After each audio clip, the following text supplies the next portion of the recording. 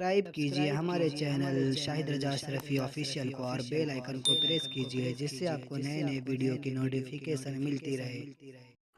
تو ناظرین السلام علیکم ورحمۃ اللہ وبرکاتہ۔ رمضان کی فضیلت کیا ہے اور ان ماہ رمضان شریف میں ہمیں کیا کرنا چاہیے اور کن کاموں سے بچنا چاہیے، تو پورا بیان ضرور سنیں اور اس پر عمل بھی کریں۔ تو چلیے بیان شروع کرتے ہیں۔ جل جلالہ نے کرم فرمایا تو انشاءاللہ العظیم آنے والا جمعہ ماہ رمضان المبارک کا پہلا جمعہ ہوگا۔ اللہ ہم سب کو ماہ رمضان بے شک سلامتی کے ساتھ، عافیت کے ساتھ، خیر کے ساتھ نصیب بھی فرمائے اور ماہ رمضان ہم کو خیریت سے گزارنے کی توفیق بھی نصیب فرمائے۔ میرے پیارے آقا صلی اللہ تعالی علیہ وسلم کے پیارے دیوانوں، آج کی میری گفتگو کا موضوع ہے رمضان اور قرآن۔ میں نے جس آیت کریمہ کی تلاوت کا شرف حاصل کیا، اس آیت کی ابتدا ہوتی ہے شہر سے، شہر رمضان الذی انزل فیہ القرآن۔ شہر عربی کے اندر مہینے کو کہتے ہیں، اور عام طور پر آپ جانتے ہیں کہ بڑے بڑے شہروں کو بھی شہر کہا جاتا ہے۔ یہ انہیں شہر کیوں کہا جاتا ہے؟ بھئی آپ دیہات میں رہتے ہیں یا شہر میں رہتے ہیں؟ تو آپ کہتے ہیں میں شہر میں رہتا ہوں، دیہات والے کہیں گے ہم دیہات میں رہتے ہیں۔ تو شہر کو شہر کیوں کہتے ہیں؟ سٹی کو شہر کیوں کہتے ہیں؟ تو شہر کے معنی ہوتا ہے ظاہر ہونا، ظاہر ہونا۔ تو آپ اگر کہیں سفر کر کے جا رہے ہوں نا، تو لائٹیں بہت نظر آئیں تو آپ فوراً کہتے ہیں کوئی بڑا شہر لگ رہا ہے، ظاہر ہو جاتا ہے۔ اسی طریقے سے ماہ رمضان المبارک ہو یا کوئی بھی مہینہ ہو اسلامی، اس کا جیسے ہی چاند نظر آ جاتا ہے تو ہم سمجھتے ہیں کہ یہ مہینہ ظاہر ہو گیا، اسی لیے مہینے کو عربی کے اندر شہر کہتے ہیں۔ اور قرآن مقدس میں اللہ عز و جل نے کسی مہینے کا نام ذکر نہیں فرمایا سوائے رمضان کے۔ جبکہ مہینے کتنے ہیں تو قرآن کہتا ہے ان عدۃ الشہور عند اللہ 12 شہرا فی کتاب اللہ یوم خلق السماوات والارض منہا 4 حرم۔ گنتی کے اعتبار سے اللہ نے 12 مہینے رکھے ہیں، لیکن ان 12 مہینوں میں تھوڑی سی چپتی ہوئی بات بھی کہہ دوں، ہماری قوم کا حال اتنا برا ہے کہ بچے سے لے کر بوڑھے تک سب کو جنوری سے دسمبر تک کے تو نام یاد ہیں، لیکن محرم سے لے کر کے ذی الحجہ تک کے نام یاد رہی ہیں۔ یہ قوم ماری نہیں جائے گی تو کیا ہوگا آپ مجھے بتائیے؟ جیسے اپنے اسلامی مہینوں کے نام بھی نہ معلوم ہوں، اس قوم کی تباہی نہیں آئے گی تو اور کیا آئے گا؟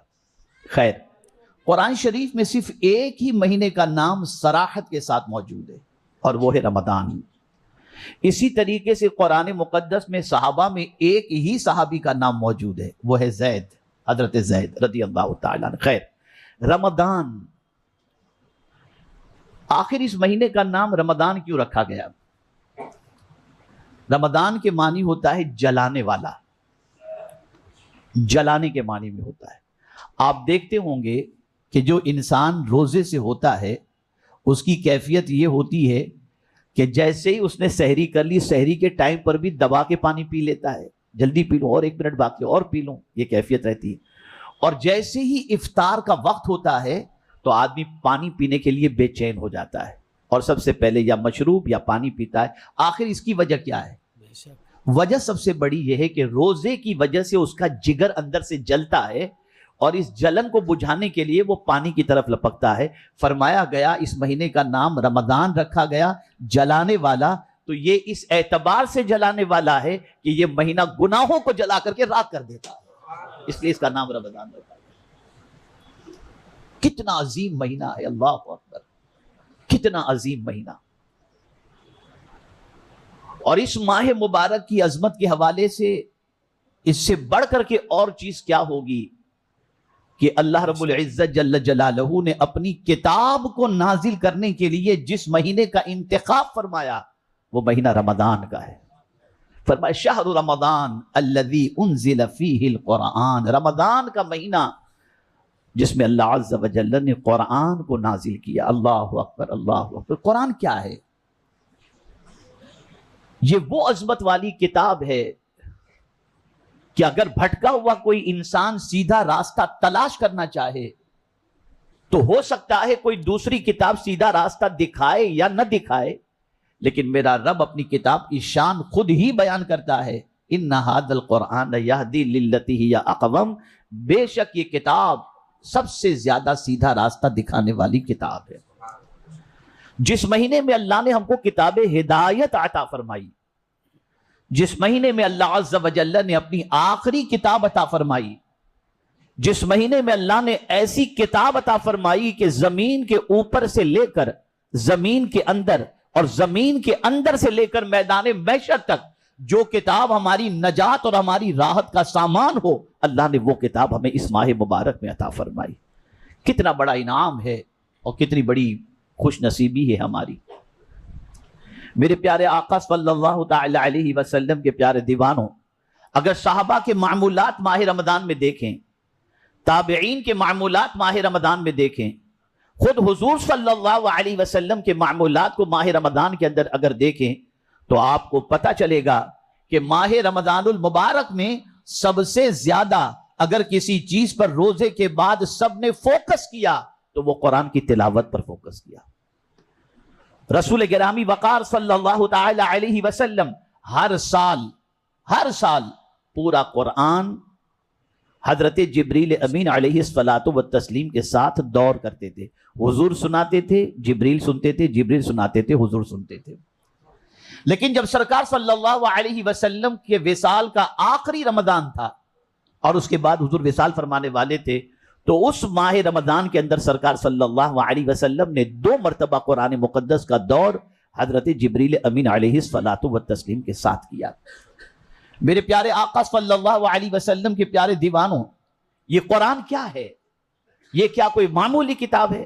اتنی عظیم کتاب ہے کہ میرے پیارے آقا صلی اللہ علیہ وسلم کے پیارے دیوانوں، حضرت ابن عباس رضی اللہ تعالی عنہما فرماتے ہیں، اگر میرے اونٹ کی رسی بھی گم جائے تو میں اسے قرآن سے تلاش کر لیتا ہوں۔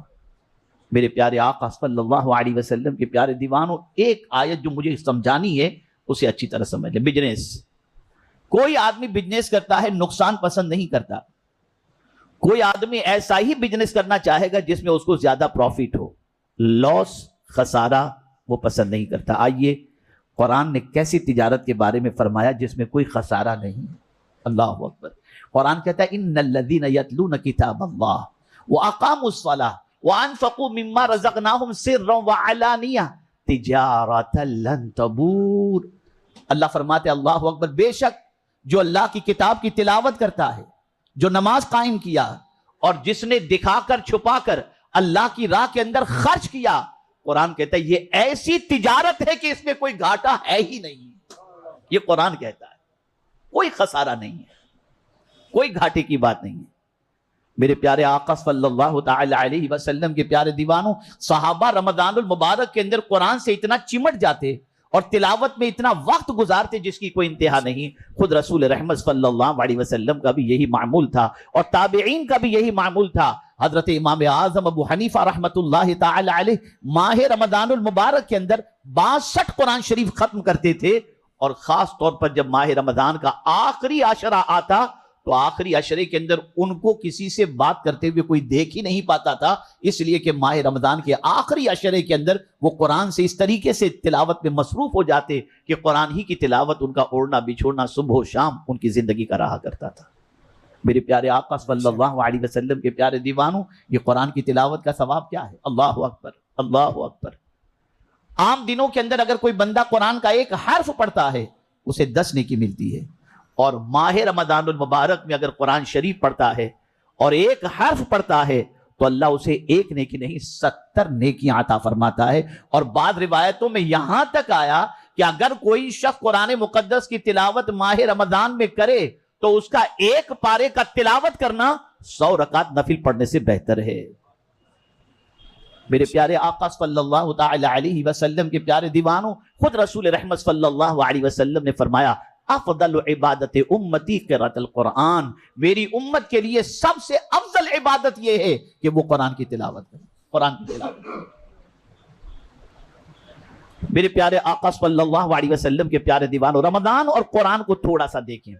عام طور پر انسان گناہوں میں زندگی گزارتا ہے، 11 مہینے اس کے گناہ کے اندر گزر جاتے ہیں۔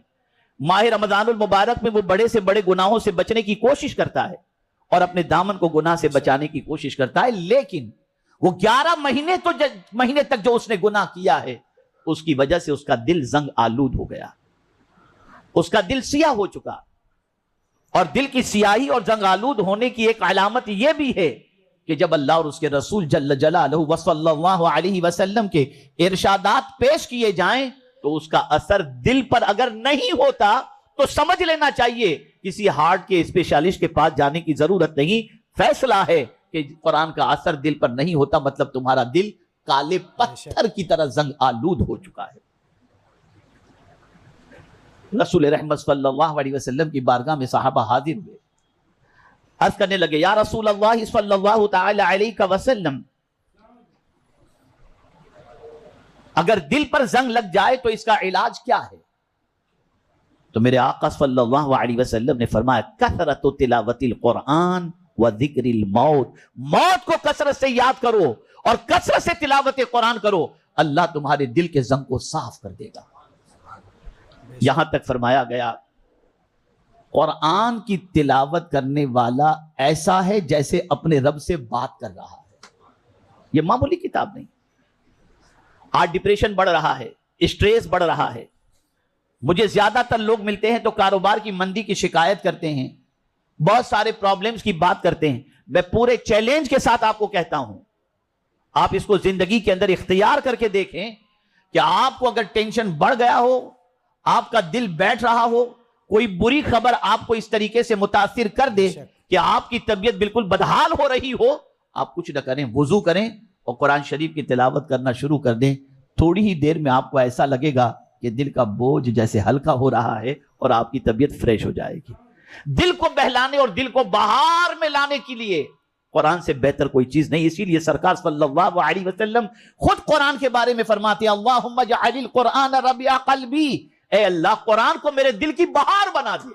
دل کی بہار، دل خوش کرنا ہے قرآن پڑھو، دل مطمئن کرنا ہے قرآن پڑھو، دل کے اندر بہار لانی ہے قرآن پڑھو، غموں سے چھٹکارا پانا ہے قرآن پڑھو.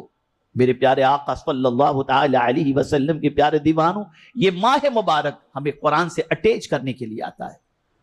یہ وہ ماہ مبارک ہے جس میں اللہ عز و جل نے ہمیں یہ عظیم تحفہ قرآن کی شکل میں عطا فرمایا.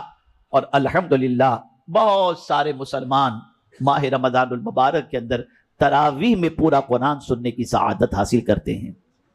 اللہ تعالیٰ سنانے والوں کو، سننے والوں کو، سب کو سلامت رکھے. تو ناظرین ویڈیو اگر اچھی لگے تو ضرور ویڈیو کو لائک کریں، ہمارے چینل پہ اگر نئے ہیں تو ضرور سبسکرائب کریں. روزانہ اسی طرح کی ویڈیو آتی رہیں گی جو آپ کے لیے فائدہ مند ہو، ہمارے لیے فائدہ مند ہو. تو چلیے ناظرین ملتے ہیں اگلی ویڈیو میں، تب تک کے لیے السلام علیکم ورحمۃ اللہ وبرکاتہ. ویڈیو اچھی لگے تو ہمارے ویڈیو کو لائک کریں اور ہمارے چینل کو سبسکرائب کریں. شکریہ.